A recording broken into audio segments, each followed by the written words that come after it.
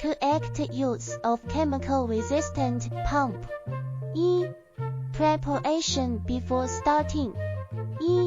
Test whether filtration direction of thechemical resistant pump is correct.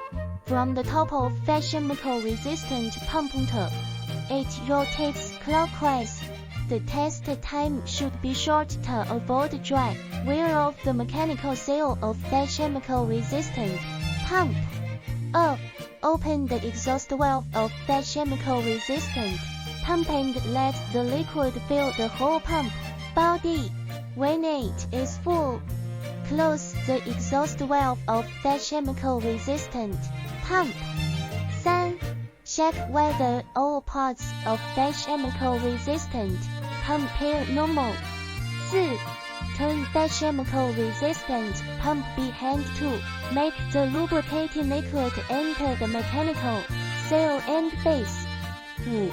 The high temperature chemical resistant pump should be preheated in advance with a heating rate of 50 C/hour to ensure uniform heating.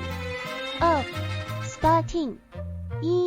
Fully open the inlet valve of thechemical resistant pump. Close the valve of the discharge pipeline. 3.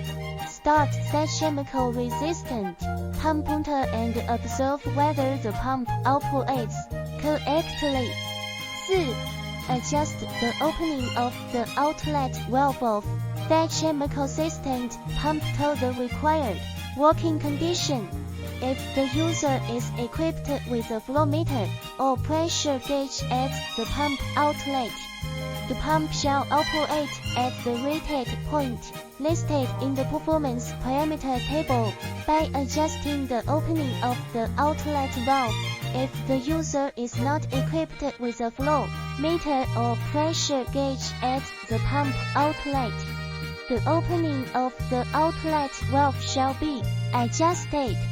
Measure the motor current of thechemical. 3. Parking. The high temperature chemical resistant pump should be cooled first, and the cooling rate shall be 10 C-min. Reduce the temperature to 80 C below can stop. Close the valve of the discharge pipeline. 3. Stop the motor. 4. Close the inlet and outlet valves of thechemical resistant pump. 5. In case of a long-term shutdown, drain the liquid in thechemical resistant pump.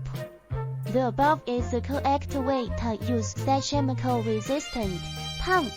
If you still don't understand anything, please contact us.